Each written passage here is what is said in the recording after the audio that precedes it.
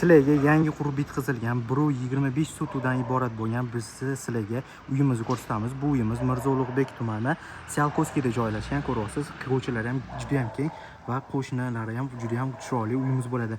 Haytik uyimiz hozirga bitta qisqacha obzorini ko'rsatib o'taman.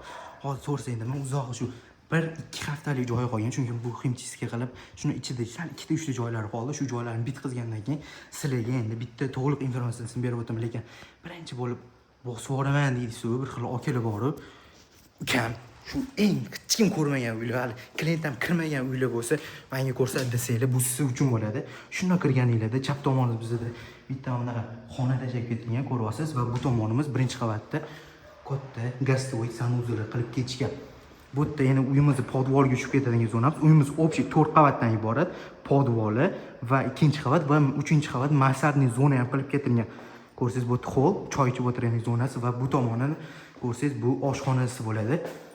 Oshxonasini bitta ko'ring mana buni. Hali dinlari ham qilib qo'yilgan, bekitilib. Mana bu texnikasini ko'ryapsizmi? Hoffmandan ishlatib ketilgan.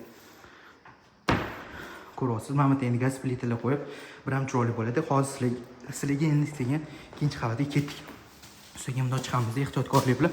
Tomoni uzog'i bir haftalik ish qoldi. Ximchiska va mana bu zinalarni shuni uстановка qilingandan keyin sizlarga endi ko'rsatib boraman. Endi bir xil sraz olib qoladi deydigan okalar uchun. Bu uyimizda endi mansardniy zonasiga chiqib ketadigan zonasi. Endi sizlarga birin-ketin boshlaymiz.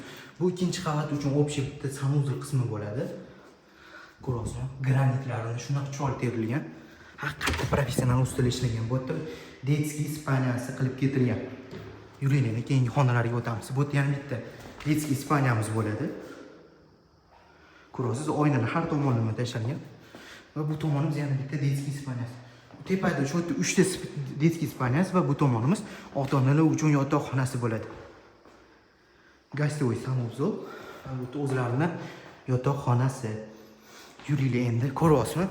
Uyimiz общий kvadraturasi plus minus men o'zim hisoblashim bo'yicha 380 kvadrat bo'lsa kerak, chunki 4 qavat bo'lsa yoki 380 yoki 300 bo'lsa kerak. 245 kvadratdan bo'lishi mumkin. Aniq informatsiyasini men pastga yozib qoldirdim va narxini ham aytaman. Bu mansardniy zonasi bo'ladi.